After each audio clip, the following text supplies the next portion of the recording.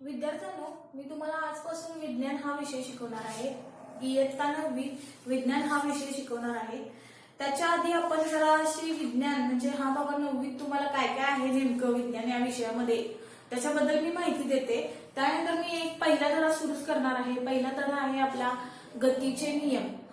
8वी मध्ये आधी सगळं झालेलं आहे विज्ञान. त्याचप्रमाणे फक्त ना तुम्हाला आता थोडंसं चेंज आहे. त्यावेळेस कसं विज्ञान हा पूर्ण एक सलग पुस्तक होतं, आता पण सलगच आहे, परंतु त्याच्यामध्ये आपल्याला विज्ञानमध्ये 2 पार्ट पडणार आहेत. एक विज्ञान 1 आणि विज्ञान 2. विज्ञान भाग 1 आणि विज्ञान भाग 2 असे 2 भाग होणार आहेत. मग विज्ञान भाग 1 मध्ये 40 मार्काचा एक असणार आहे आणि विज्ञान भाग 2 हा 40 मार्काचा असणार आहे आणि तुमचं प्रॅक्टिकल जे काही असेल ते 20 मार्काचा असेल. ठीक आहे. मग आता फक्त मी तुम्हाला जरा असं धडा सुरू करायच्या आधी गतीचे नियम हा पहिला धडा आहे, तो मी घेणारच आहे, परंतु त्याच्या आधी मी 9वीला तुम्हाला काय काय असणार आहे नेमकं त्याच्याबद्दल जराशी माहिती देते. बघा, तुम्हाला विज्ञानमध्ये भाग 1 आणि भाग 2, विज्ञान 1 आणि विज्ञान 2 असे 2 भाग पडतात. बघा,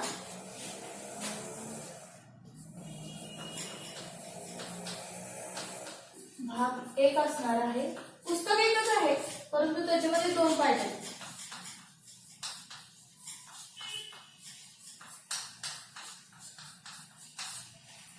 तर 2 पार्ट म्हणजे नेमकं काय, आता तुम्हाला टोटल आहेत 18 धडे.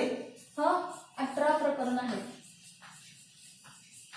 आतापर्यंत शक्यतो म्हणजे आतापर्यंतच्या इतके वर्ष झाले जे नवीन सिलेबस आलं, 2-3 वर्ष झाले, तेव्हा तरी आतापर्यंत तरी तुम्हाला 1 ते 10 धडे जे असतील ते सामाईपर्यंत होते. 1 ते 10 प्रकरण होतं ते सामाईपर्यंत होतं आणि 11 ते 18 धडे होते. 11 ते 18 धडे होते म्हणजे 11व्या धड्यापासून 18व्या धड्यापर्यंत जे धडे आहेत ते सामाईनंतर म्हणजे दिवाळीच्या नंतर असे प्रकरण तुम्हाला परीक्षेला होते. ठीक आहे. परंतु आता बघा, हा एक पार्ट पडतो आणि हा एक पार्ट पडतो. शक्यतो एक धडा मागपुढे होईल, परंतु शक्यतो परीक्षेला तुम्हाला आधी असं असायचं, फक्त मी तुम्हाला ते सांगायला लागले, सामाईपर्यंत 1 ते 10 धडे असणार आणि सामाईनंतर दिवाळीनंतर काय असायचे तुम्हाला 11 ते 18 धडे असायचे. ठीक आहे. मग आता याच्यामध्ये तर बघा काय सांगते, 1 ते 10 हे जे प्रकरण आहे त्यांच्याबद्दल पण मी ओळख करून दाखवते आणि 11 ते 18 याच्याबद्दल पण ओळख करून दाखवते. यापैकी 1 ते 10 धडे आहेत ना, त्यामधले विज्ञान 1 मध्ये 1 ते 5, विज्ञान 1 आणि विज्ञान 2 म्हणजे भाग 1 आणि भाग 2 असे जे पार्ट केलेले आहेत, तर त्याच्यामध्ये 1 ते आता इथं 5 धडे हे विज्ञान मध्ये येतात आणि 6व्या पासून ते 10व्या पर्यंत धडे जे आहेत ते शक्यतो विज्ञान 2 मध्ये येतं. ठीक आहे. हे 1 ते 5 प्रकरण जे आहेत ते विज्ञान 1 आणि विज्ञान 2 मध्ये 6 ते 10 राहिले. अजून कुठले पुढे 11 ते 18 ते काय येतं ते पण सांगते बरं का. विज्ञान 1 आणि 2 मध्ये 11 ते कुठपर्यंत होतं बरं, सचिन होती 11 ते 14 विज्ञान 1 मध्ये होतं आणि 15 ते 18 जे प्रकरण होते ते विज्ञान 2 मध्ये होते. हे काय ते 1 ते 5 हे प्रकरण क्रमांक दिलेले आहे तुम्हाला. ठीक आहे. म्हणजे आता तुम्हाला नेमकं समजत नसेल की हा बाबा विज्ञान 1 मध्ये कुठले धडे आहेत, विज्ञान 2 मध्ये कुठले धडे आहेत, तर ते हे अशा प्रकारे विज्ञान 1 मध्ये 1 ते 5 धडे आहेत शक्यतो आणि विज्ञान 2 मध्ये 6 ते 10 धडे आहेत आणि विज्ञान 1 मध्ये 11 ते 14 प्रकरण आहेत आणि विज्ञान 2 मध्ये 15 ते 18 आहेत. ठीक आहे. आता नेमकं विज्ञान 1 मध्ये काय असणार आहे, विज्ञान 2 मध्ये काय असणार आहे. आता ह्या विज्ञानचे पण 4 प्रकार पडतात. एक भौतिकशास्त्र, रसायनशास्त्र. जीवशास्त्रामध्ये 2 पार्ट असतात, एक वनस्पतीशास्त्र आणि एक वनस्पतीशास्त्र आणि प्राणीशास्त्र. मग वनस्पती आणि प्राणी यांच्याबद्दल अवकाशाबद्दल जे काही आहे ना ते विज्ञान 2 मध्ये येतं. बाकीचे जे भौतिकशास्त्र, रसायनशास्त्र आहे ना ते विज्ञान 1 मध्ये येतं. ठीक आहे. लक्षात राहील. सजीवाबद्दल, सजीव प्राणी यांच्याबद्दल जे काही आहे ना ते विज्ञान 2 मध्ये येतं आणि अवकाशाबद्दल जे काही शिकणार आहोत आपण विज्ञान 2 मध्ये येतं आणि विज्ञान 1 मध्ये राहिलेलं सगळं भौतिकशास्त्र, रसायनशास्त्र यांच्याबद्दल विज्ञान 1 मध्ये येतं. असं एवढं तरी लक्षात ठेवा आता किमान. आतापर्यंत तुम्हाला निदान चांगली शिक्षण संस्थेमध्ये तरी म्हणजे शक्यतो सगळ्यांचेच आठवीला कसं असायचं तुम्हाला 50 मार्काचा पेपर असायचा, परंतु आता टोटल तुम्हाला 100 मार्काचा पेपर असणार आहे. किती? 100. त्यापैकी लेखी जो असणार आहे विज्ञान भाग 1 चा 40 मार्काचा आणि विज्ञान 2 मध्ये 40 मार्काचा. हे 100 मार्क. ते कसं आता हे दोन्ही टोटल 40 आणि 40 किती झाले? 80. आणि 20 मार्क जे असतात ते प्रयोगाचे म्हणजेच काय प्रॅक्टिकलचे मार्क असणार आहेत. ठीक आहे. 40 मार्क हे विज्ञान 1 चे, 40 मार्क हे विज्ञान 2 ला. पेपरचं सांगायला लागेल वार्षिक परीक्षा असते ना ती, बाकीची चाचणी वगैरे 20-20 मार्काची असतातच. त्याप्रमाणे मग जो मुख्य जो पेपर असणार आहे सामायिक किंवा वार्षिक जो असतो ना त्याच्यामध्ये विज्ञान 1 हा 40 मार्काचा असतो, विज्ञान 2 मध्ये 40 मार्काचा पेपर असतो आणि त्यानंतर जे 40 आणि 40 झाले 80 आणि 20 मार्काचे असणार आहेत ते प्रॅक्टिकलचे असणार आहे. ठीक आहे. आता हा 40 मार्क नेमका कशाबद्दल असतो तर ते बघा. हे मुलांना वाटल्यास लिहून घ्या. शक्यतो एक जणांना माहिती पण असेल आणि नसेल तर त्यांनी हे लिहून घ्या की शक्यतो कुठले धडे असणार आहेत विज्ञान 1 मध्ये आणि विज्ञान 2 मध्ये. हे तुमच्या नेमकं मुलांच्या लक्षातच येत नाही की हा बाबा हा धडा कुठल्या विज्ञान 1 मध्ये का 2 मध्ये किंवा परीक्षेच्या वेळेस त्यांच्या माहिती नसतं की विज्ञान 1 चा आज पेपर आहे किंवा विज्ञान 2 चा आहे तर त्याच्यामध्ये कुठले धडे असणार आहेत हे नेमकं लक्षात नसतं. त्यासाठी मी आधी तुम्हाला सांगितलेलं आहे की विज्ञान 1 मध्ये हे एवढे 1 ते 5, 11 ते 14 आणि विज्ञान 2 मध्ये 6 ते 10 आणि 15 ते 18 एवढे धडे असणार आहेत. हे लक्षात ठेवा. हे नेमकं तुम्हाला माहिती असायला पाहिजे. विज्ञान 2 मध्ये शक्यतो सजीवांबद्दल असतं म्हणजे प्राणी, वनस्पती यांच्याबद्दल असतं. ठीक आहे. आता हे 40 मार्क म्हणजे नेमके एवढा मोठा पेपर कसा काय तर ते कशा प्रकारे देतात बघा तुम्हाला पेपर. पेपरचा पॅटर्न देते तुम्हाला कशा प्रकारे असणार आहे तो. आतापर्यंत आठवीत कसं तुम्हाला 50 मार्काचा असायचा परंतु आता अशा प्रकारे असतो. तुम्हाला आता सांगितलं 40 अधिक 40 अधिक 20 मार्क. हा विज्ञान 1 आणि हा विज्ञान 2 आणि हे प्रॅक्टिकलचे अशी मार्क असतात.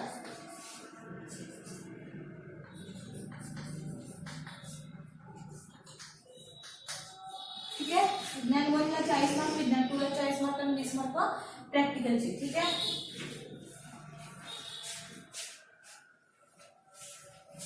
तर आता त्यानंतर कसा असतो बघा प्रश्न पहिला जो असतो एक फक्त तुम्हाला कशा प्रकारे असतो पेपर हे थोडक्यात सांगते.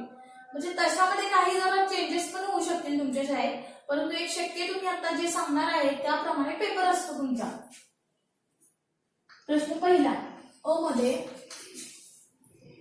पहिला असतो तो बहुपर्यायी प्रश्न. योग्य पर्याय निवडून विधाने पूर्ण करा असं असतं ना त्या प्रकारे. खालील विधाने पुन्हा लिहा. खालील विधाने पूर्ण करा किंवा पुन्हा लिहा. पूर्ण करा किंवा पुन्हा लिहा असतं बघा.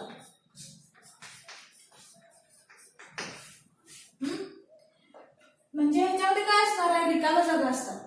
बहुपर्यायी प्रश्न म्हणतो ना आपण रिकाम्या जागा असतात आणि त्या रिकाम्या जागाला खाली 4 ऑप्शन असतात अ ब क ड. त्या अ ब क ड यामधला ऑप्शन तुम्ही निवडायचं आणि त्या रिकाम्या जागेत तो जो पहिला ऑप्शन असेल बरोबर जातो तिथे लिहायचा. ठीक आहे. किंवा तो ऑप्शन जे असेल रिकाम्या जागेतलं जे उत्तर असतं तेवढंच लिहिलं तरी चालेल.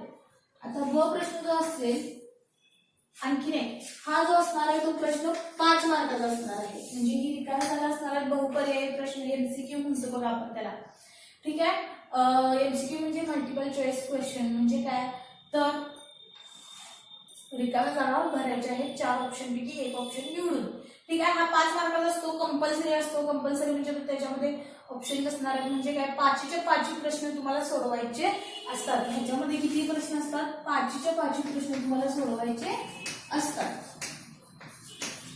ठीक आहे. आता ब प्रश्न जो असेल तर ह्याच्यामध्ये चुकी बरोबर असू शकतो, जोड्या लावा असू शकतो, एका वाक्यात रिकामा जागा, घटक वेगळा घटक ओळखा, सहसंबंध जोडा, अशा प्रकारे असतात ना ते इथे प्रश्न असतात. ते टोटल 2 मार्काचा आहे. त्यामध्ये आणखी एक उपप्रश्न असू शकेल, इथं 2 मार्काचा असू शकेल, किंवा इथं 3 मार्काचा असू शकेल, किंवा इथं 3 मार्काचा असू शकेल, 5 मार्काचा असू शकेल, किंवा 1-1 मार्काचे टाकू शकतात.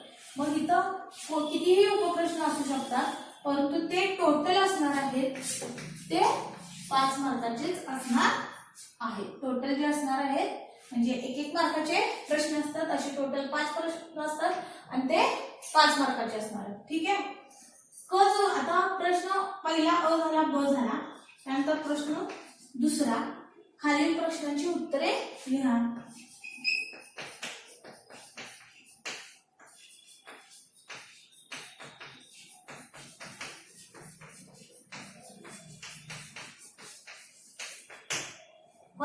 तर याच्यामध्ये हा 2 मार्काचा एक प्रश्न असतो.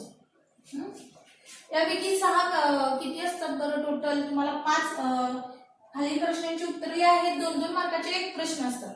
काय सांगते बघा, 2-2 मार्काचे एक प्रश्न असतात. 1, 2, 3, 4, 5, 6 असू शकतील किंवा 7 असू शकतील. किती मार्काचा एक प्रश्न? किती मार्काचा झाला मग? 2 मार्काचा. याच्यामध्ये चार्ट देऊ शकतात, म्हणजे तक्ता पूर्ण करा म्हणतात, किंवा आणखी काही असेल, शास्त्रीय कारणे द्या, असं कोणताही फरक स्पष्ट करा, व्याख्या लिहा, संज्ञा स्पष्ट करा, अशा प्रकारे कोणतेही प्रश्न येऊ शकतात. एक प्रश्न 2 मार्काला असतो आणि त्यापैकी तुम्ही फक्त 5 सोडवायचे असतात. टोटल असतो तो 10 मार्काचा. ठीक आहे. त्यानंतर आता पुढचा प्रश्न असणार आहे तिसरा. हे पुस्तक बाळांनो हे लिहून घ्या तुम्ही. एकदा दाखवते, पुन्हा एकदा सांगते. प्रश्न पहिला अ जो असेल ते योग्य पर्याय निवडून खालील विधान पुन्हा लिहा असतो, की ज्याच्यामध्ये रिकाम्या जागा असतात, ऑप्शन असतात त्याला, ते 5च्या 5 प्रश्न लिहायचे असतात आणि 5 मार्काचा असतो. ब प्रश्न असतो, त्याच्यामध्ये चुकी बरोबर लिहा, जोड्या जुळवा, एका वाक्यात उत्तर लिहा, रिकाम्या जागा, अशा कोणतेही प्रश्न असू शकतात. ते कंपल्सरी असतात 5 मार्काचे. ठीक आहे. 1-1 मार्काचे असतात, असे टोटल 5 मार्काचे झाले. त्यानंतर प्रश्न दुसरा, खालील प्रश्नांची उत्तरे लिहा. त्यामध्ये तुम्हाला ऑप्शन देतील, 6-7 प्रश्न देतील, त्यापैकी मात्र तुम्ही फक्त 5च सोडवायचे असतात. त्याच्यामध्ये शास्त्रीय कारणे येऊ शकतं, फरक स्पष्ट करा येऊ शकतं, खालील तक्ता पूर्ण करा येऊ शकतं, सूत्र लिहा येऊ शकतं. कशाही प्रकारे एक प्रश्न असणार आहे तो 2 मार्काचा असणार आहे मात्र.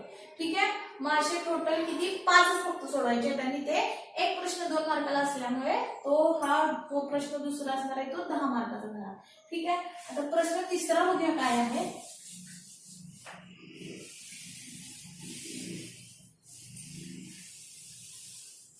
बघा आता किती झाले?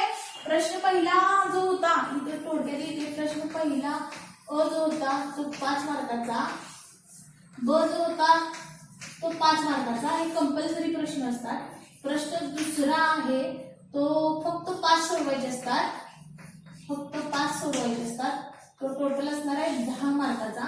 आता प्रश्न तिसरा जो असणार आहे तो सुद्धा खालील प्रश्नांची उत्तरे लिहा. त्याच्यामध्ये किती सोडवायचे आहेत तुम्हाला? इथे सुद्धा फक्त 5च सोडवायचे असतात. तर ते किती मार्काचे झाले? 15 मार्काचे. का? म्हणजे एक प्रश्न किती मार्काचा झाला? इथं 3 मार्काचा. तिथं असू शकतो 2, 3, 4, 5, 6. किती ऑप्शन देऊ शकतात? 6 ऑप्शन देऊ शकतात. 6 म्हणजे 6 किंवा 7 प्रश्न असू शकतात आणि त्यापैकी तुम्ही किती सोडवायचे? फक्त 5च. एक प्रश्न हा 3 मार्काला असल्याने किती मार्काचे झाले? टोटल प्रश्न तिसरा हा 15 मार्काचा झाला. त्यानंतर प्रश्न चौथा असतो तो मोठा असतो. त्यापैकी तुम्हाला उत्तरे लिहायचं असतात. त्याच्यामध्ये मोठे मोठे प्रश्न टाकलेले असतात. एखादा चार्ट म्हणजे तक्ता पूर्ण करा किंवा काहीही दिलेलं असतं. एखादा प्रयोगावर आधारित प्रश्न दिलेला असतो. ठीक आहे. मग तो फक्त एकच सोडवायचं असतं. त्याच्यामध्ये तुम्हाला 2 दिलेले असू शकते. 2 प्रश्न दिले असतील तर त्याच्यामधला फक्त एकच सोडवायचा आणि तो प्रश्न असतो सगळ्यात मोठा 5 मार्काचा. ठीक आहे.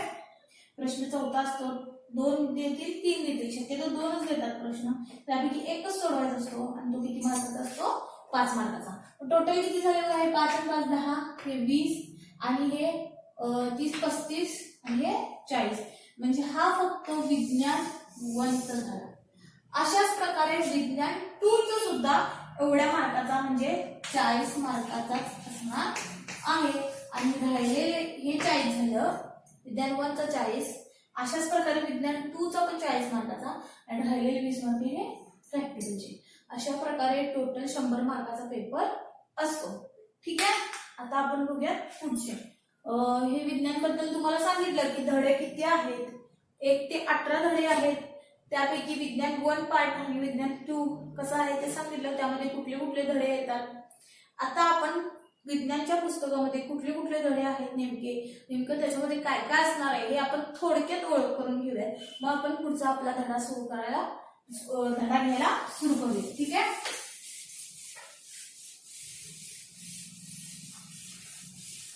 तर त्यामध्ये पहिला असणार आहे तुम्हाला 6 मार्कपर्यंत शक्यतो 1 ते 10 धडे. तर ह्याच्यामध्ये काही चेंजेस होऊ शकतात. तर शाळेप्रमाणे तुमच्यामध्ये काही चेंजेस होऊ शकतात की हा बाबा किती धडे घ्यायचे किती नाही ते त्या शाळेवर डिपेंड आहे. फक्त मी तुम्हाला सांगितलेलं आहे आतापर्यंत कसं होतं त्याप्रमाणे. ठीक आहे. आता बघूया. आता पहिला धडा जो आहे तो गतीचे नियम.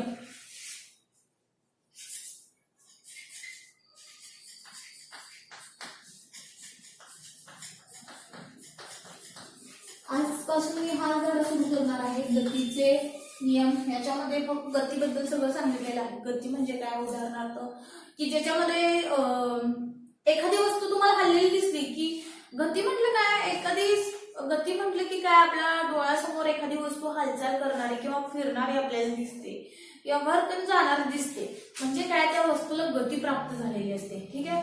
मग याच्यामध्ये चाल, विस्थापन, अंतर हे सगळं आपण त्याच्यामध्ये बघणार आहोत. न्यूटनची गतिविषयक समीकरणे हे सगळं आपण त्या गतीच्या नियम मध्ये बघणार आहोत. दुसरा धडा असणार आहे तो कार्य आणि ऊर्जा. मी ओळख करून दाखवायला लागली बरं का, म्हणजे हा बाबा नेमकं काय काय असणार आहे विज्ञान मध्ये आपल्याला 9वीला. तर पुढचा धडा आहे जो तो कार्य आणि ऊर्जा.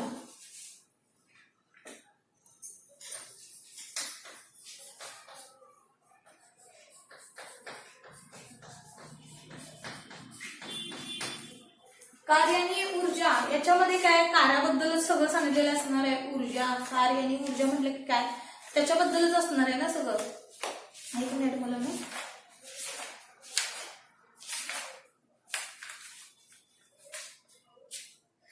कार्य म्हणजे की आज हा बाबा आज खूप काम केलं आपण म्हणतो बघा, परंतु नेमकं काम कुठलं, कार्य कशाला म्हणायचं किंवा कशाला कार्य म्हणायचं नाही, किंवा ऊर्जा हे सगळं आपण त्याच्यामध्ये बघणार आहोत. आता तुम्ही एका ठिकाणी बसून जर का कॉम्प्युटरवरती काम करत असाल किंवा आता तुम्ही मोबाईलवरती हे लेक्चर बघत आहात तर तुम्ही कार्य केलं असं म्हणू शकाल का? नाही. कारण का, तुम्ही एकाच जागी एकाच ठिकाणी असता. कार्य केव्हा म्हणणार आहे, ज्यावेळेस एखादी वस्तू एखाद्या मोशन मध्ये असेल किंवा एखादी वस्तू एका ठिकाणी दुसऱ्या ठिकाणी तिचं विस्थापन झालं असेल तर आपण कार्य झालं असं आपण म्हणतो. ते त्यावेळेस बघूयात आपण. परत ऊर्जा असणार आहे. ऊर्जामध्ये काही यांत्रिक ऊर्जा असते, स्थितीज ऊर्जा, गतीज ऊर्जा, असे ऊर्जेचे वेगवेगळे प्रकार बघणार आहोत. ऊर्जा क्षमतेचा नियम बघणार आहोत. हे कार्य आणि ऊर्जा या धड्यामध्ये असणार आहे. त्यानंतर तिसरा जो धडा आहे धाराविद्युत. धाराविद्युत. तर ह्याच्यामध्ये विद्युत धाराबद्दल आपण सगळं पाहणार आहोत. म्हणजे करंट, तर त्याच्यामध्ये व्होल्टेज, व्होल्ट वगैरे सगळं, विभवांतर, परत रोधकता, त्याच्यामध्ये नियम आहेत सगळे, समीकरण, समांतर जोडणी, रोधांची एकसर जोडणी, हे सगळं पाहणार आहोत. ते भरपूर म्हणजे असं मोठं 5-5 मार्काला प्रश्न येतो त्याच्यामध्ये. त्याच्यामध्ये सूत्र वगैरे बघायचं आहे. ठीक आहे. तर वीज वापरायच्या वेळेस कोणकोणती आपण तेव्हा काळजी घ्यावी हे सगळं आहे त्याच्यामध्ये धड्यामध्ये. तिसरा. त्यानंतर चौथा धडा द्रव्याचे मोजमाप. म्हणजे द्रव्य म्हणजे काय नेमकं, स्थायी द्रव, वायू हे त्याच्यामध्ये येतात. मग त्याच्यामध्ये नेमके कुठले कुठले नियम आहेत, स्थिर प्रमाणाचा नियम वगैरे हे सगळं आपण त्याच्यामध्ये पाहणार आहोत. सूत्र वगैरे, त्यांचं वस्तुमानांक आणि वस्तुमानांक, ऋण वस्तुमानांक हे सगळं त्या धड्यामध्ये पाहणार आहोत आपण. तर तुम्हाला मागच्या वर्षी झालेलं बघा की मूलद्रव्य आणि त्यांचे अणुअंक, त्यांचे संयुज हे झालेलं होतं ना, तेच आहे रिपीट. जरासं त्याच्यापेक्षा जास्त आहे, म्हणजे जास्त आणखी माहिती आहे. त्यानंतर 5वा धडा आहे तो आम्ल, आम्लारी आणि क्षार. आम्ल म्हणजे काय, आम्लारी म्हणजे काय, रोजच्या आपल्या व्यवहारातील उपयोग त्याचे, आम्लाचे आम्लारीचे म्हणजे लिंबू, चिंच, टोमॅटो हे कसे आंबट लागतात ना चवीला, ते झाले आम्ल. आणि आम्लारी म्हणजे काय, जे चवीला तुरट किंवा कडू असतील, सोडा वगैरे, तर ते आम्लारी झालं. क्षार आपल्याला झालेलं होतं आधी, हो की नाही. उदासीनीकरणाची व्याख्या होती बघा तुम्हाला आम्ल आम्लारीमध्ये, आधी 8वीला होतं बघा उदासीनीकरणाची व्याख्या, त्याच्यामध्ये होतं बघा आम्ल अधिक आम्लारी बरोबर क्षार अधिक पाणी. मग त्यातलं क्षार हे सगळं आपण ह्या 5व्या धड्यात पाहणार आहोत. 5वा धडा जरासा मोठा आहे. ह्या 5व्या धड्यापर्यंत झालं. आता हे विज्ञान 1. विज्ञान 2 मध्ये काय बघायचं आहे आपण, विज्ञान 2 मध्ये जो आहे तो 6वा धडा, वनस्पतीचे वर्गीकरण. वनस्पतीचे वर्गीकरण म्हणजे विज्ञान 2 मध्ये येतो बरं का. वनस्पतीचे वर्गीकरण म्हणजे आता आपल्याला आजूबाजूला वेगवेगळ्या वनस्पती दिसतात, परंतु आता कसं त्याच्यामध्ये सुद्धा प्रकार पडतात. त्याच्यामध्ये आपल्याला माहिती नाही आहेत आता असे, म्हणजे त्याच्यामध्ये वेगवेगळे विभाग गट पडतात, थॅरोफायटा, ब्रायोफायटा अशा प्रकारे. जसं समजा तुम्ही आता सगळ्या वह्या एकत्र केला तर लगेच पटकन सापडतील का. समजा आता तुम्ही भाऊ बहीण 2 जण आहात, तर तुमच्या दोघांच्या पण वह्या सगळ्या एकत्र केल्या, वह्या असतील पुस्तकं असतील, तर तुम्हाला पटकन घ्यायला इझी पडणार नाही ते सगळं मिक्स केलं तर. परंतु तुम्ही वर्गवारी केला, बाबा तुमची पुस्तकं एका साईडला, तुमच्या बहिणीची किंवा भावाची पुस्तके वह्या एका साईडला, असं असेल तर तुम्ही लगेच तुम्हाला सापडू शकतं. किंवा तुम्ही शाळेत जे ग्रंथालय असेल तर त्याच्यामध्ये काय सगळी पुस्तकं एकत्र ठेवलेली असतात का, नाही. सगळी पुस्तकं वेगवेगळी म्हणजे काय त्यांची वर्गवारी केलेली असते. 5वीचे पुस्तक वेगळे, 6वीचे वेगळे, 7वीचे वेगळे, अशी वर्गवारी केलेली आहे. त्याचप्रमाणे वनस्पतींचं सुद्धा वर्गीकरण केलेलं असतं की त्याच्यामध्ये एकपेशीय वनस्पती कुठले, बहुपेशीय कुठले. तुम्हाला 8वीत झालेलं बघा पहिल्या धड्यामध्येच की पेशीभित्तिक असणारे, त्याच्यामध्ये आधी केंद्रकी, दृश्य केंद्रकी वगैरे झालेलं होतं ना, त्याप्रमाणे एकपेशीय बहुपेशीय तसंच आहे त्याच्यामध्ये की वनस्पतींचं वर्गीकरण केलेलं आहे. पानफूल, खोड असणारे किंवा खोड नसणारे अशा प्रकारे. ठीक आहे. 7वा धडा जो आहे की त्याच्यामध्ये 7व्या धड्याचं नाव आहे परिसंस्थेतील ऊर्जा प्रवाह. तुम्हाला 8वीला झालेलं होतं बघा साखळी, म्हणजे अन्नसाखळी, अन्नजाळी वगैरे असतं ना त्या प्रकारे. तर अन्नसाखळी किंवा अन्नजाळी कसं की प्रत्येक प्राणी हे एकमेकावरती अवलंबून असतात. शाकाहारी, मांसाहारी, प्राथमिक भक्षक, द्वितीयक भक्षक, सर्वोच्च भक्षक, उभयहारी. उभयहारी म्हणजे काय, मिश्रहारी. जे मांसाहारी आणि शाकाहारी दोन्ही असतात त्यांना उभयहारी म्हणतात. ठीक आहे.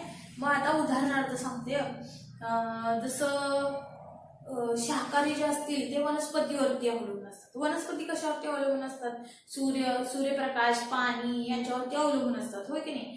वनस्पती हे स्वतःचे अन्न स्वतः तयार करतात की त्यांच्यावरती पुन्हा कोण अवलंबून असतं. मग आपण हे सगळे सजीव, इतर सगळे सजीव जे शाकाहारी आहेत ते शाकाहारी हे वनस्पतीवर अवलंबून असतात. मग त्यातला उदाहरणार्थ हरिण घ्या. हरिण हे वनस्पती खातात. हरणाला कोण खातं, परत वाघ खातो. ठीक आहे. अशा प्रकारे हे एकमेकावरती वाघ असेल किंवा आणखी एक उदाहरण घेतलं तर आपण नागतोडा वगैरे असेल तर त्यांना कोण बेडूक वगैरे खाणार आहे. मग त्यांना परत आणखीन एक मांसाहारी प्राणी जो खाणार आहे, वाघ असेल, सिंह असेल, किंवा एखादा बेडकाला जर का साप खात असेल, सापाला कोण खातं, गरुड. मग गरुड परत पुन्हा जर का हे झाला, मृत्यू झाला त्याचा, तर पुन्हा काय होतं त्याचं, तो तसाच राहतो का, त्याचं विघटन होतं. विघटन कोण घडवून आणायचं असतं, सूक्ष्मजीव. परंतु विघटन घडवून आणण्यासाठी मदत कोण करतं, इतर जे उदाहरणार्थ पक्षी आहेत जे मृत जीवावर आपली उपजीविका करतात, म्हणजे ते अन्न खाऊन, म्हणजे मृत झालेले जे प्राणी आहेत ते खाऊन आपले पोट भरतात किंवा उपजीविका करतात. उदाहरणार्थ कावळा वगैरे बघा, त्यांना सफाई कामगार म्हणतात. तर मृत झालेले प्राणी ते खातात. त्यामुळे काय होतं की ते त्यांच्यावर म्हणजे एकमेकावरती हे काय असणार आहे, डिपेंड असणार आहेत. मग हीच काय झाली अन्न साखळी. ठीक आहे. हे सगळं त्याच्या वेळेस सांगते. नायट्रोजन चक्र, कार्बन चक्र, ऑक्सिजन चक्र सगळं त्याच्यामध्ये असणार आहे. त्यानंतर तर बघा 8वा धडा जो आहे तो उपयुक्त आणि उपद्रवी सूक्ष्मजीव. उपयुक्त म्हणजे हे सूक्ष्मजीव आहेत त्याच्यामध्ये काही उपयुक्त पण असणार आहेत आणि काही उपद्रवी पण असणार आहेत. उपयुक्त म्हणजे आपल्याला जे युजफुल असतील म्हणजे आपल्याला उपयोगी पडतात. जसं उदाहरणार्थ इडली किंवा डोश्याचं पीठ जे आपण तयार करतो आंबवतो की हे कुणामुळे आणतो तर ह्या सूक्ष्मजीवामुळेच काय होतं ते पीठ आंबलं जातं आणि ते जास्त चांगलं पौष्टिक बनतं. ठीक आहे. आणि उपद्रवी सूक्ष्मजीव म्हणजे असे काही सूक्ष्मजीव असतात बॅक्टेरिया वगैरे व्हायरस वगैरे आता हा आलेला आहे तो कोरोना हे विषाणू आहेत म्हणजे तो एक प्रकारचा सूक्ष्मजीवच आहे. तो काय एकदम घातक उपद्रवी असे आहेत. काही सूक्ष्मजीव उपद्रवी असतात तर काही हे उपयोगी असतात. तर त्याच्यामध्ये उदाहरणार्थ एक ताकामध्ये असतो बघा लॅक्टोबॅसिल आहे तर तो आपल्याला काय आहे उपयोगी सूक्ष्मजीव आहे. हा होता 8वा धडा. 9व्या धड्यामध्ये घनकचरा. आता आपण 9व्या धड्यामध्ये पर्यावरणीय व्यवस्थापन आहे. पर्यावरणाबद्दल आहे सगळं की ज्याच्यामध्ये घनकचऱ्याबद्दल शक्यतो जास्तीत जास्त सांगितलेलं आहे. आपण बघतो आजूबाजूला सगळीकडे आता म्हणजे कचरा होता. आता त्यासाठी काय घंटागाडी किंवा कचऱ्याची गाडी पाठवली जाते आपल्या दारी.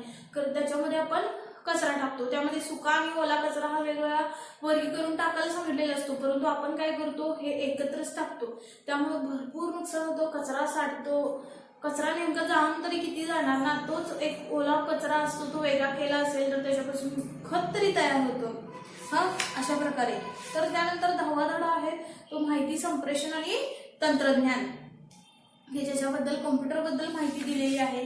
त्याच्यामध्ये इनपुट मेमरी वगैरे म्हणजे RAM, ROM ह्याच्याबद्दल सांगितलेलं आहे. ठीक आहे. Microsoft power point hardware software ह्याच्याबद्दल सगळं सांगितलेलं आहे. इथंपर्यंत शक्यतो निम्मा पोर्शन आहे. निम्मा सिलेबस 1 ते 10 धडे. त्यानंतर पुढचा आहे तो 11 ते 18 धडे. आता थोडक्यात सांगते बघा. 11वा धडा जो आहे तुम्हाला दाखवते वाटला 11वा धडा आहे तो प्रकाशाचे परावर्तन याच्याबद्दल. हे तुम्हाला महत्वाचा धडा आहे कारण याच्यावरतीच ना 10वीला पण आहे. हे फक्त तुम्हाला आरशाबद्दल आहे. 10वीला भिंगाबद्दल असणार आहे. ह्याच्यातल्या जशा व्याख्या आहेत ना तशाच आहेत सेम व्याख्या फक्त जरासं चेंजेस आहेत त्याच्यामध्ये शब्द. 11वा धडा हा अतिशय 10वीच्या मानाने म्हणजे 10वीला अनुसरून हा 11वा धडा तुमचा आहे तो अतिशय महत्वाचा आहे. त्यावेळेस शिकवताना व्यवस्थित लक्ष द्या. त्यानंतर जो आहे तो 12वा धडा ध्वनीचा अभ्यास तुम्हाला झालेला आहे. मागील इयत्तेमध्ये ध्वनीबद्दल शिकलेलो आहोत. त्याच्यामध्ये सुद्धा ध्वनीचा अभ्यास केलेला आहे. त्याच्या पुढचं थोडंसं तुम्हाला ह्याच्यामध्ये आहे. 13वा धडा आहे तो कार्बन एक महत्वाचे मूलद्रव्य की त्याच्यामध्ये स्फटिक आणि अस्फटिक कार्बनची अपरूपता अशा प्रकारे बघायचं आहे. त्याच्यामध्ये हिरा, ग्राफाइट, कोळसा, दगडी कोळसा यांच्याबद्दल सांगितलेलं आहे. कार्बनची ऑक्सिजन बरोबर अभिक्रिया बायोगॅस याच्याबद्दल सांगितलेलं आहे. त्यानंतर 14वा धडा आहे तो पदार्थ आपल्या वापरातील की ज्याच्यामध्ये क्षार म्हणजे उदाहरणार्थ आपल्या घरी जो सोडा असतो ना आणि धुण्याचा सोडा वेगळा खायचा सोडा वेगळा. धुण्याचा सोडा म्हणजे जो कपडे धुण्यासाठी वापरला जातो आणि खाण्याचा सोडा म्हणजे आपण खायच्या ह्याच्यात जो वापरला जातो त्याचे उपयोग त्याचे रेणूसूत्र. ब्लिचिंग पावडर म्हणजे विरंजक चूर्ण पाणी शुद्ध करण्यासाठी जे वापरलं जातं. त्यानंतर आणखी काय बरं ह्या धड्यामध्ये की समस्थानिके जी झालेली आहेत त्यांचे उपयोग वगैरे आहेत किरणोत्साराचे. त्यानंतर 15वा धडा आहे. आता हे मी मगाशी सांगितलेलं बघा तुम्हाला 11 ते 14 आहेत ते विज्ञान 1 मध्ये आहे. ते विज्ञान 2 मध्ये आता कुठले आहेत ते 15 ते 18. 15वा धडा जो आहे तो वनस्पतीमधील परिवहन. तर वनस्पतीमध्ये अन्न आणि पाण्याचे वहन कशा प्रकारे होते. वनस्पतीमधील उत्सर्जन बघायचं आहे. मानवामधील उत्सर्जन डायलिसिस केलं जातं बघा म्हणजे त्यांची किडनी किंवा किडनीला मराठीमध्ये वृक्क असं म्हणतात व्यवस्थित कार्य करत नाही तर त्यांचं जे अशुद्ध जे रक्त आहे ते शरीरात साचलं जातं. मग ते अशुद्ध रक्त शुद्ध करण्यासाठी डायलिसिस म्हणजे रक्त व्याश्लेषण केलं जातं. त्याच्याबद्दल आहे. चेतापेशी चेतासंस्था मेंदू याबद्दल मेंदू मेरुरज्जू याबद्दल सगळं सांगितलेलं आहे. त्यानंतर 16वा धडा जो आहे तो अनुवंशिकता आणि परिवर्तन म्हणजे DNA RNA गुणसूत्रे जनुके याच्याबद्दल त्याच्यामध्ये सांगितलेलं आहे. त्यानंतर पुढचा जो धडा आहे त्याच्यामध्येच आहे नेक्स्ट पार्ट आहे 16व्या धड्यामध्ये की ज्याच्यामध्ये हे वेगवेगळ्या विकृती तुम्हाला त्याच्याबद्दल माहिती दिलेली आहे. डाऊन सिंड्रोम टर्नर सिंड्रोम हे वेगवेगळे रोग वेगळे आणि विकृती वेगळी. मग ह्या विकृतीबद्दल तुम्हाला या धड्यामध्ये सांगितलेलं आहे. हे वर्णहीनता, हा, तर ह्याच्याबद्दल सांगितलेलं आहे. त्यानंतर परत कर्करोग किंवा तंबाखू सेवन पेशीमधील अनियंत्रित वाढसह संबंध याच्याबद्दल सांगितलेलं आहे. 17वा आणि 18वा धडा तेवढा राहिलेला आहे. तर 17व्या धड्यामध्ये आहे तो जैवतंत्रज्ञान, बायोटेक्नॉलॉजी.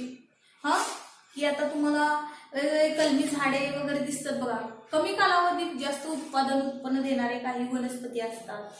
हा, परत त्याच्या ऊतींचे प्रकार यांच्याबद्दल सांगितलेलं आहे त्याच्यामध्ये. ठीक आहे.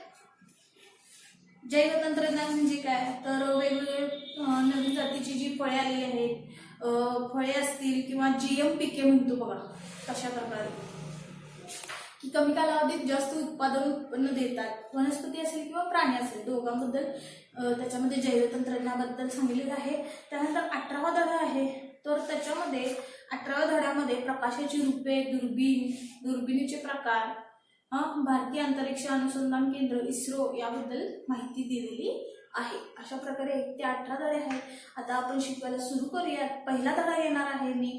पहिला जो धडा आहे तो काय आहे, गतीचे नियम. पहिला धडा कोणता आहे, गतीचे नियम.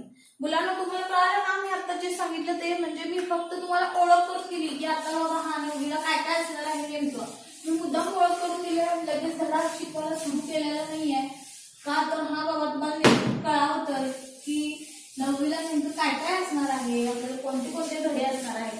नाहीतर मुलं पुस्तक बघतात जेवढं शिकलेलं झालं, परंतु नेमकं काय असणार आहे हे तरी आपल्याला माहिती पाहिजे ना नववीला कशा प्रकारे असणार आहे. यासाठी फक्त ओळख करून दिली धड्याची, पूर्ण पुस्तकाची थोडक्यात. ठीक आहे. आता पहिल्या धडा बघूयात आपण, गतीचे नियम.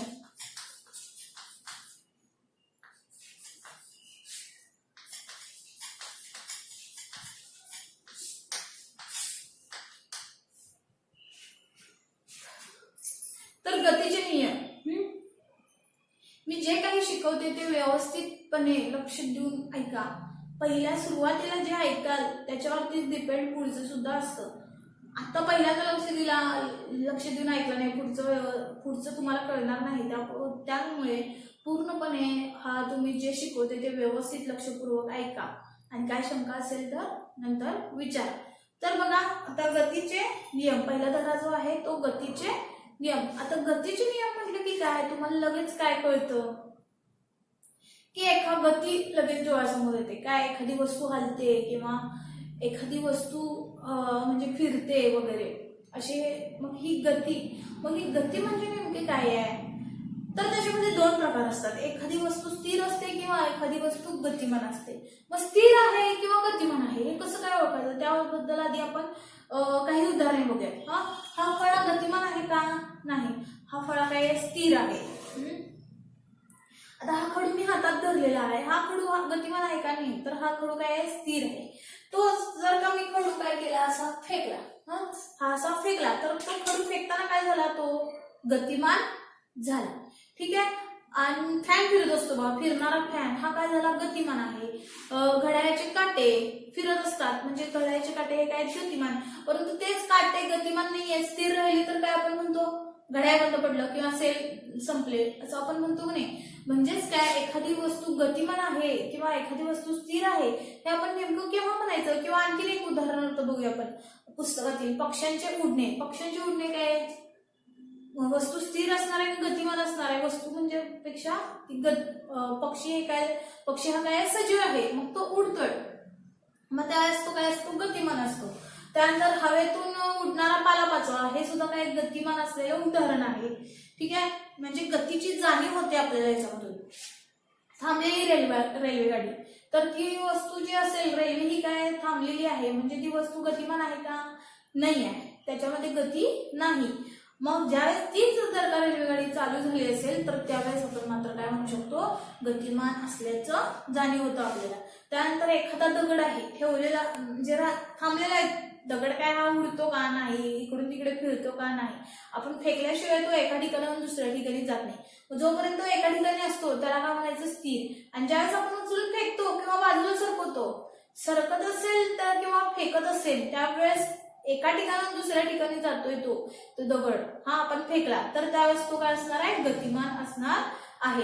आता आपल्याला डोळ्यांना दिसत नाहीये वारा, आजूबाजूला वारा असतो, आपल्याला डोळ्यांना दिसत नाही, तरी गतिमान असतोच का नाही, मग आपल्याला डोळ्यांना न दिसणारा वारा सुद्धा हा काय आहे, काही वेळा गतिमान असतो. मग हे गतिमान असणे हे आपल्याला काय जाणीव सुद्धा होऊ शकतं, होय की नाही.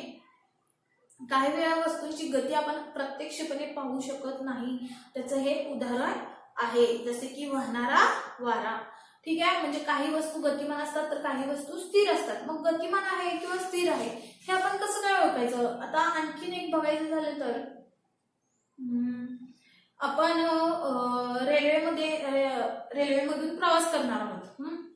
दोन मैत्रिणी आहेत, तर एक मैत्रीण आहे ती एका रेल्वेमध्ये बसली आहे, दुसरी मैत्रीण पलीकडच्या रेल्वेमध्ये बसली आहे. एकाच ठिकाणी ती रेल्वे लागलेली आहे. तर ही जी मैत्रीण असणार आहे, समजा रेल्वेची नाव पाडूया आपण, ए रेल्वे, ए आणि बी. तर इथं आपण बसलेलो आहोत समजा ए रेल्वेमध्ये, आणि ही दुसरी जो आपला मित्र असेल किंवा मैत्रीण असेल ती पलीकडच्या रेल्वेमध्ये बसलेली आहे, समोर म्हणजे ती दिसतात एकमेकांना, किंवा एखादी व्यक्ती समजा. जर का आपण रेल्वेमध्ये बसलेलो असेल, ए या रेल्वेत बसलेलो आहे, अजून आपली रेल्वे सुरू झालेली नाही आहे, परंतु पलीकडची रेल्वे काय झालेली आहे माहिती आहे, सुरू झालेली आहे, ती तिकडे चाललेली आहे. आपल्या म्हणजे मागे आपण इकडे तोंड करून बसलेलो आहोत, ती रेल्वे चाललेली आहे मागे. खरं आपल्याला काय जाणवतं, आपल्याला काय वाटतं की आपणच पुढे चाललेलो आहोत.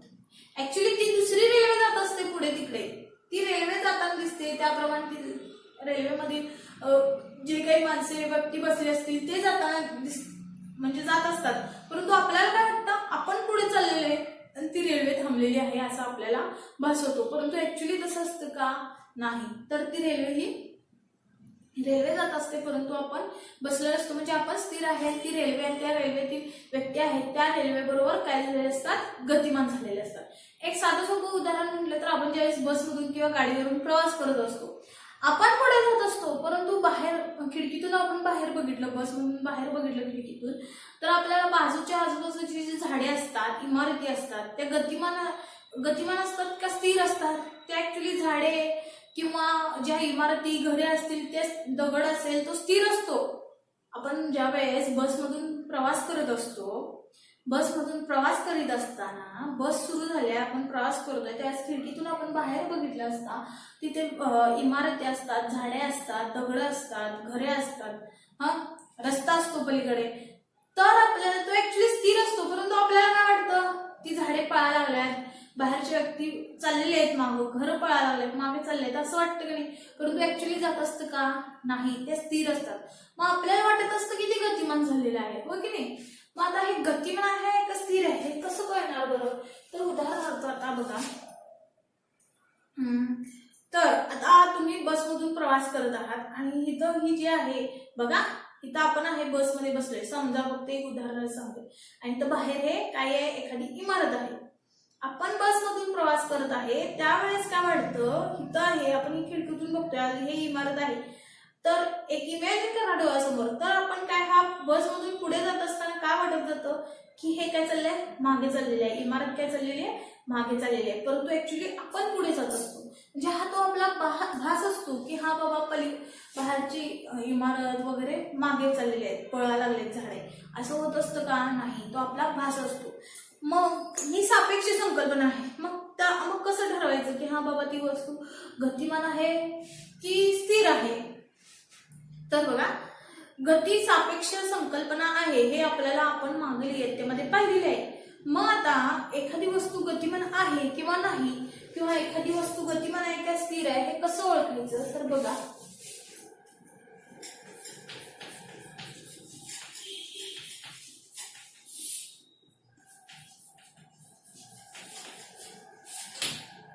गतिमान आहे का स्थिर आहे आपण कसं ओळखायचं, तर एखादी वस्तू सभोवतालच्या संदर्भात आपली जागा बदलत असेल तर ती वस्तू गतिमान असेल, आणि वस्तू स्थिर केव्हा असेल, जर एखादी वस्तू सभोवतालच्या संदर्भात आपली जागा बदलत नसेल तर ती वस्तू काय असते, स्थिर असते. आधी लिहून देते आणि नंतर ना समजावून सांगते. बघा,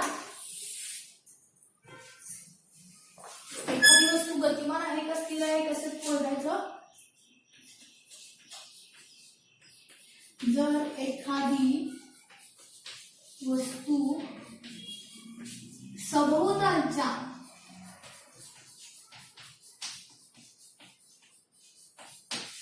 संदर्भात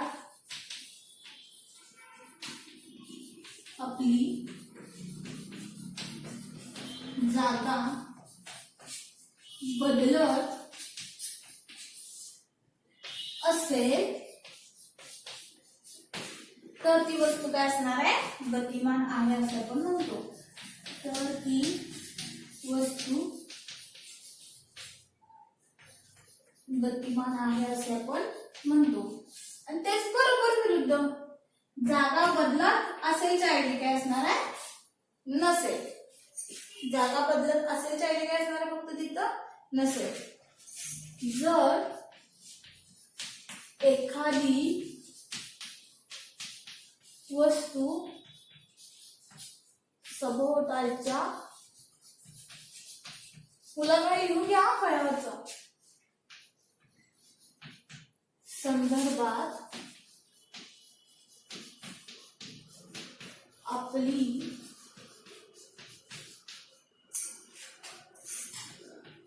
जागा बदलत नसेल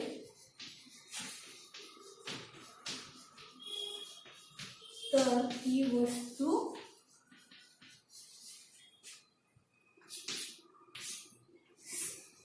स्थिर आहे असे आपण म्हणतो. स्थिर आहे असे आपण म्हणतो.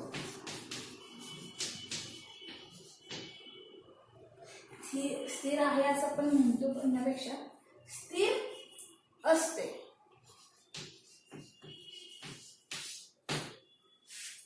बघा हेच आता समजावून सांगते तुम्हाला. एखादी, बघा काय सांगते, डस्टरन खोडते. एखादी वस्तू स्थिर आहे आणि गतिमान आहे कसं ओळखायचं. आता मी इथं आहे उभी, आजूबाजूला काय सगळं स्थिर आहे.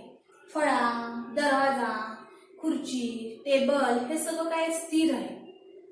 परंतु आता बघा, जर का मी सुद्धा मी आता इकडून तिकडून फिरते तर इथं आजूबाजूला सगळं स्थिर आहे, परंतु मी काय आहे, गतिमान आहे.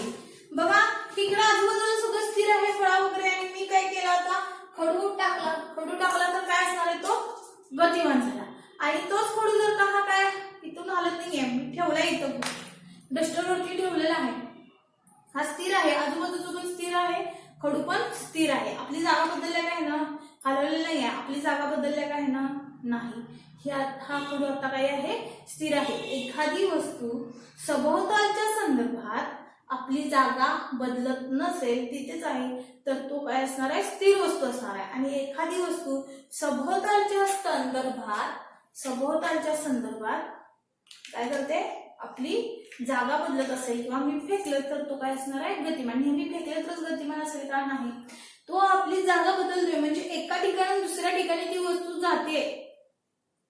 दुसऱ्या ठिकाणी म्हणजे फार लांब किंवा काय नाही, असं गोल फॅन जरी असला तरी त्याचे पाचे गोल फिरतातच ना, हो की नाही. आजूबाजूचं स्थिर असेल, सगळी भिंत सुद्धा स्थिर असते. भिंत कधी चालते का, गतिमान असते का, नाही. मग त्याप्रमाणे हे फॅन पातं फिरतं म्हणजे तो काय आहे, गतिमान आहे. आजूबाजूचं सगळं स्थिर आहे. म्हणजे आता समजा मगाशी मी तुम्हाला उदाहरण सांगितलं, आपण रेल्वेतून जातोय. ऍक्च्युली आपण काय असतो, रेल्वे अजून सुरू झालेली आहे आपली, पण पलीकडची रेल्वे सुरू झालेली आहे. आपल्या बरोबर खिडकीतून आपण बाहेर बघतोय आणि पलीकडची रेल्वे, दोन्ही रेल्वे समजा स्थिर आहेत. आणि अचानक काय झालं, ती रेल्वे काय झाली, सुरू झाली आहे, ती रेल्वे चाललेली आहे.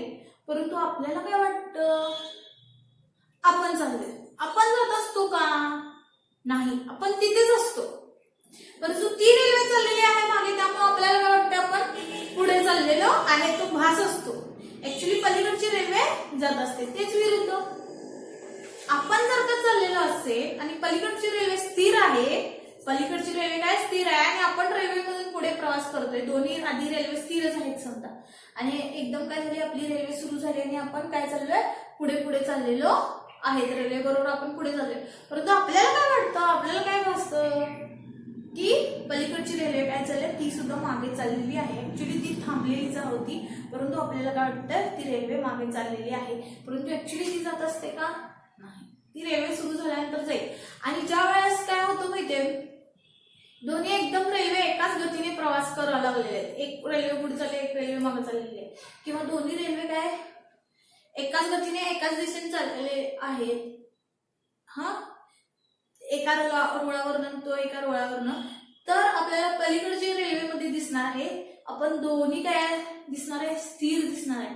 ऍक्च्युली दोन्ही एकाच दिशेने एकाच गतीने चाललेले आहेत, परंतु आपल्याला काय वाटतं की दोन्ही आपण आणि पलीकडची रेल्वे सुद्धा काय आहे, स्थिर आहे असं वाटतं ज्यावेळेस दोन्ही एकाच चालीने जात असतात त्यावेळेस.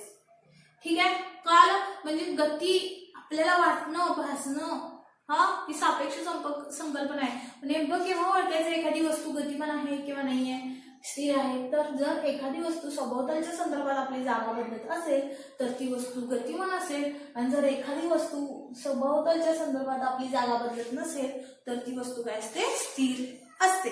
ठीक आहे, इथपर्यंत समजलं. तर आता त्यानंतर आपण बोलणार आहोत विस्थापन आणि अंतर. तर हे विस्थापन अंतर वगैरे जे आहे ना ते सर्व गतीशी अवलंबून म्हणजे गतीशी निगडीत आहेत, म्हणूनच आधी तुम्हाला गतीबद्दल सांगितलेलं आहे. त्याच्यानंतर आता आपण बघायचं आहोत अंतर आणि विस्थापन.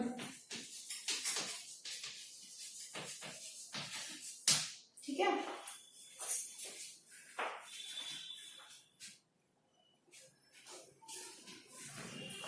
अंतर आणि विस्थापन मध्ये आता नेमकं अंतर आणि विस्थापन. आता अंतर हे तर आपल्याला यूज करतो आपण, हा शब्द नेहमी कितीतरी वेळा वापरण्यात येतो, होय की नाही, अंतर हा शब्द. परंतु विस्थापन हा शब्द काय आपण वापरत नाही शक्यतो.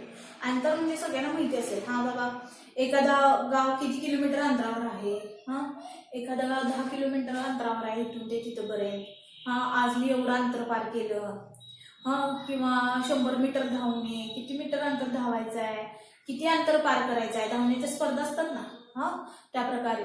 मग ते आपल्याला अंतर माहिती आहे, हा बाबा हे इथून तिथपर्यंतचं अंतर किती आहे असं आपण म्हणतो की नाही. मग अंतर हा शब्द कितीतरी वेळा आपण यूज करतो, होय की नाही, परंतु विस्थापन आपल्याला नेमकं माहित नसतं. अंतर आणि विस्थापन हे जवळपास सारखंच आहे, फक्त जरासं चेंज आहे. एका ठिकाणाहून दुसऱ्या ठिकाणापर्यंतचं अंतर किंवा एका बिंदूपासून दुसऱ्या बिंदूपर्यंतचं अंतर. हा, तर हे अंतर आणि विस्थापन यातलं नेमकं फरक काय ते आपण बघूया. ठीक आहे, आता ह्या पॉइंट पासून मला या पॉइंट पर्यंत जायचं आहे, तर मी काय करणार, इथून ते डायरेक्ट सरळ रेषेने पण जाऊ शकतो, होय की नाही. आता हा ए पॉइंट आणि हा बी पॉइंट. ठीक आहे, मी हा जरासा डॉट मी दाखवते.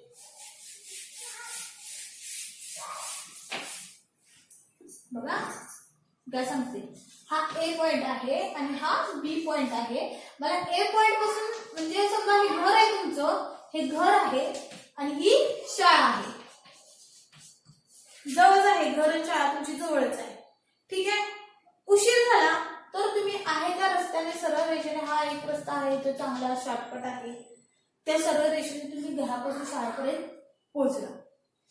ज्यावेळेस लवकर निघालेला असता, एखाद्या वेळेस तुम्ही फ्री असता, तुम्हाला मोकळा वेळ असतो, शाळा दुपारची आहे, तर तुम्ही एखाद्या मैत्रिणीकडे गेला किंवा एखाद्या आपल्या मित्राकडे गेला आणि तिकडनं त्यांना घेऊन मग तुम्ही शाळेला गेला, हा तर तुम्ही इकडून इकडे जाऊ शकता. आणि कुठले कुठले रस्त्यात इथल्या एका आपण मैत्रिणीला किंवा मित्राला घ्यायचं शाळेने इकडे जायचं, परत इथल्या एका म्हणजे तुम्ही काय रस्ता चेंज करू सुद्धा जाऊ शकता, किंवा राऊंड मारून कशा प्रकारे तुम्ही जाऊ शकता.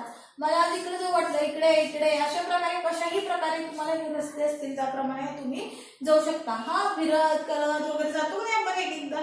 तुम्ही शाळेत जातात, शाळेत जाताना नाही, शक्यतो घरी येताना करतात मुलंच. मग सगळीच नाही, काही सांगायला लागले फक्त. बघा म्हणजे असं तुम्ही वेगवेगळ्या रस्त्याने एखाद्या वेळेस जात असता, येत असता शाळेतून घरी वगैरे. मग सगळ्यात इझी लवकर पोहोचण्यासाठी मार्ग आहे तो हा, आणि तुम्ही कुठल्याही दिशेने गेला अशा प्रकारे, हा तर तो सुद्धा काय झाला, अंतर झालं. हे सुद्धा काय झालं, अंतर झालं. मात्र ही सरळ डॉट डॉट दाखवलेली आहे ते कमीत कमी अंतर आहे, ते आहे ते विस्थापन. घरापासून शाळेपर्यंत हे कुठूनही गेला तर तुम्ही ते अंतर असणार आहे. जे कमीत कमी अंतर जे असणार आहे तो जो हा असणार आहे तो विस्थापन. म्हणजे नेमकं काय फरक आहे तर ते बघूया. सर्वात कमीत कमी अंतर ए पासून बी पर्यंत सर्वात कमीत कमी अंतर आहे ते विस्थापन, आणि तुम्ही कुठूनही गेलात तर ते नुसतं काय असणार आहे, अंतर असणार आहे. ठीक आहे. मग अंतर आणि विस्थापन म्हणजे काय, आधी व्याख्या सांगते मग नंतर उदाहरण सांगते. ठीक आहे. अंतर म्हणजे दोन बिंदूंच्या दरम्यान, अंतर म्हणजे दोन बिंदूंच्या दरम्यान गतिमान असताना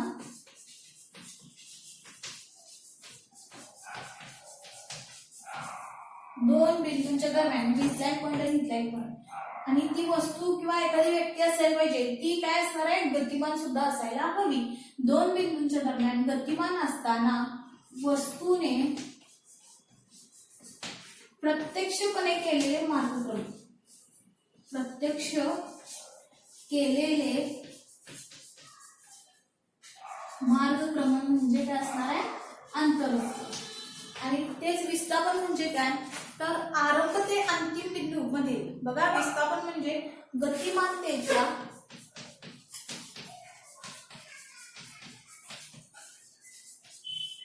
आरंभ म्हणजे सुरुवातीचा, आरंभ ते अंतिम बिंदूमधील, आरंभ ते अंतिम बिंदूमधील सर्वात कमी अंतर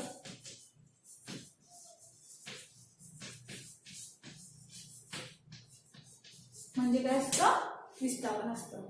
आरंभ ते अंतिम बिंदू मधील बघा, गतिमानतेच्या म्हणजे विस्थापन मध्ये वस्तू काय असायला पाहिजे, गतिमान असायला पाहिजे. अंतर मध्ये पण वस्तू गतिमान असायला पाहिजे, तरच ते अंतर पार करू शकणार आहे ना. स्थिर आहे वस्तू कशी अंतर पार करू शकेल, तर दोन्ही मध्ये सुद्धा वस्तू काय असायला पाहिजे, गतिमान असायला पाहिजे. अंतर मध्ये काय, दोन बिंदूंच्या दरम्यान गतिमान असताना वस्तूने प्रत्यक्षपणे केलेले मार्गक्रमण. कुठून जाणार आहे तो, इकडून जाऊ दे, इकडून जाऊ दे, कसाही जाऊ दे, परंतु प्रत्यक्षपणे त्याने काय करायला हवं, मार्गक्रमण करायला हवं, तर तो काय असणार आहे, अंतर. आणि विस्थापन म्हणजे काय, गतिमानतेच्या आरंभ ते अंतिम बिंदू मधील गतिमान असायलाच हवा, आणि आरंभ ते अंतिम बिंदू मधील सर्वात कमीत कमी अंतर म्हणजे काय असणार आहे, विस्थापन. आणि हे अंतर म्हणजे तुम्ही कोणीकडे जाऊ शकता.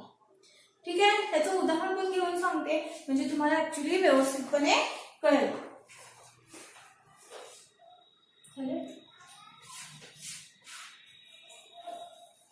बरं, आता उदाहरण घेऊन मी नेक्स्ट लेक्चर मध्ये तुम्हाला सांगते. आता तोपर्यंत व्याख्या लिहून घ्या, व्यवस्थित पाठ करा, आणि तुम्हाला उदाहरण घेऊन हे व्यवस्थितरित्या आणखी एकदा समजावून सांगते.